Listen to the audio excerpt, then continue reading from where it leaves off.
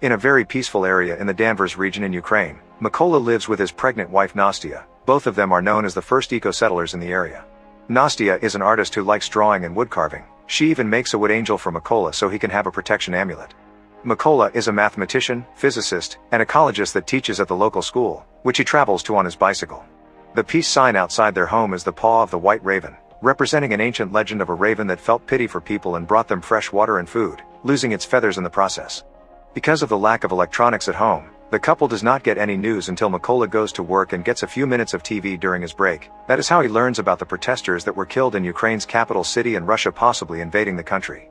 During class, Mykola is harassed by student Ivan, who thinks his teacher is a stranger and a weirdo so he wants him gone, but Mykola never lets him anger him because he believes in pacifism and working on guiding the youth's mind. One morning on his way to work, Mykola notices some soldiers standing by the road but pays them no mind. When he finally arrives at school, he is shocked to find it empty, and the TV quickly tells him why: Russia has invaded Ukraine. Remembering the soldiers he saw earlier, Mykola worries about his wife and rushes back to his house, but it is already too late. The Russians are there beating Nastya up and they catch Mykola too when he tries to defend her.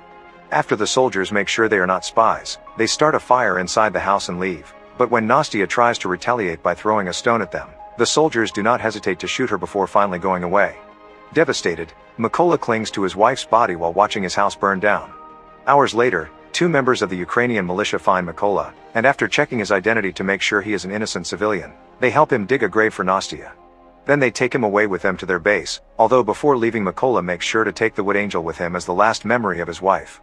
The higher-ups at the base are not happy about the sudden arrival of a stranger because he could be a spy, but Mykola quickly proves himself by saying he wants to join the army and drive the Russians out of their country.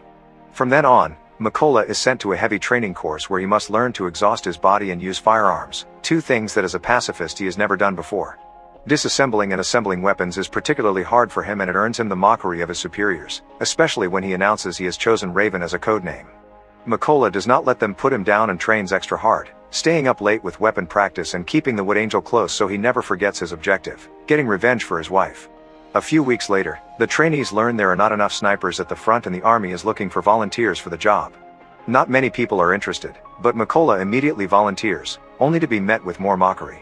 Still not willing to give up, Mykola takes a challenge to prove himself. He disassembles and reassembles an AK-47 while blindfolded in under 20 seconds, finally earning everyone's respect.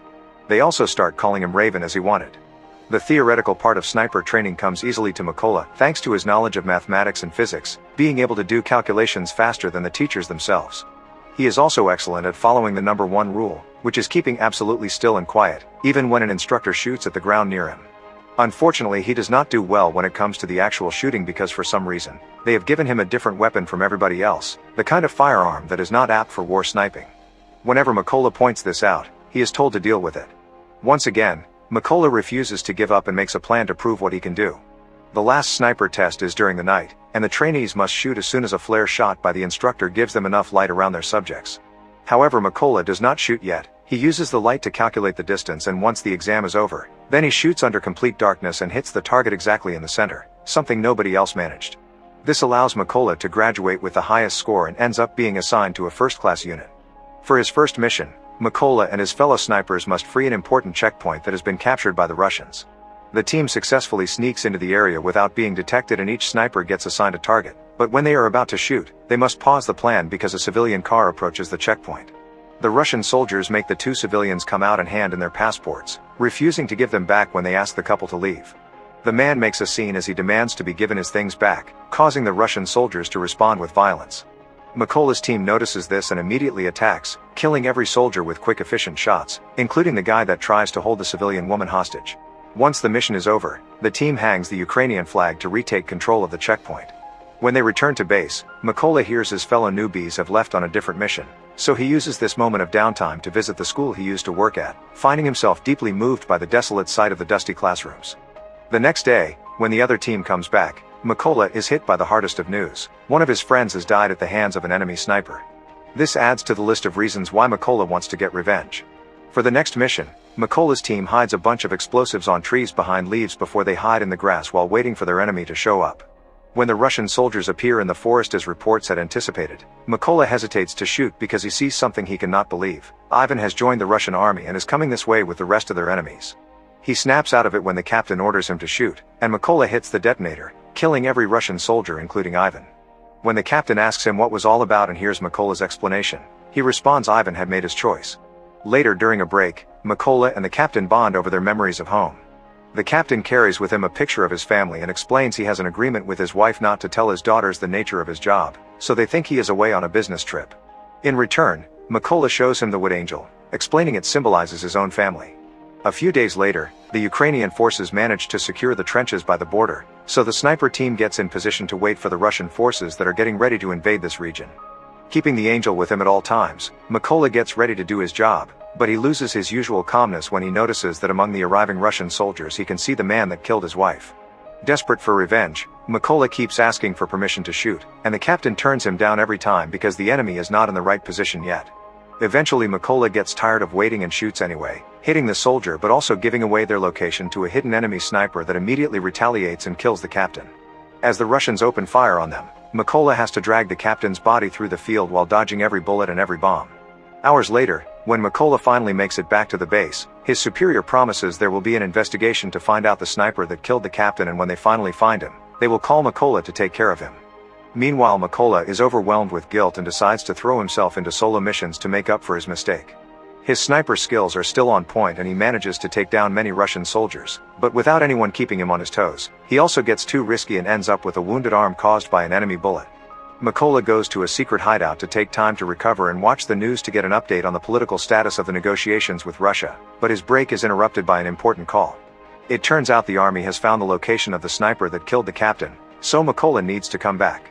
Before the mission begins, the soldiers are told all the information that has been gathered so far. The sniper's bullets are wide-ranging, he has already killed 5 Ukrainian snipers and 3 machine gunners, and his name is Sari. To make matters worse, he records all his kills and posts the videos to demoralize them. He even had the nerve to post the recording of their captain's death. At least all these casualties have allowed them to pinpoint Sari's location, and since they cannot fill the place with mines because of a chlorine storage in the chemical plant where the enemy is hiding, they have come up with an alternate plan. Their snipers will take out the lower soldiers to clear the way in order for Mykola to sneak inside and get Sari face to face. When the mission begins, all the Ukrainian snipers get in position and wait for Mykola to get inside the building by crawling through the field. The first soldier he finds is the other man that had attacked his home and still remembers Mykola, saying he should have killed him the first time. After killing him with one quick and satisfying shot, Mykola gives his teammates the okay to attack, prompting all the Ukrainian snipers to fire at the same time and managing a sweep of the area without raising any alerts. There are only 2 Russian snipers left, including Sari. They do not notice there is something wrong until they stop receiving messages over the comms and go to check on their fellow soldiers, finding them all dead. While Mykola uses the chance to get deeper into the building unnoticed, Sari calls for backup and sends the other soldier to keep watch before he returns to his spot, where he is surprised to see a little wood angel.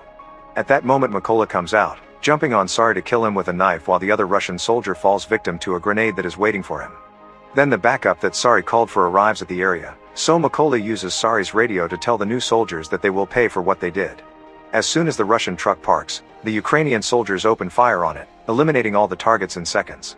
Now that Mykola has avenged his wife, his friend, and his captain, he decides to take a break and go back home to visit Nastia's grave, making sure to fix the cross that had fallen. Sadly, as much as he misses his home, he cannot stay because there is much more work to do for his country. Soon he is on another solo mission, ready to bring down as many Russian soldiers as necessary. Make sure to subscribe and turn on notifications so you can watch more videos like this. Thanks for watching.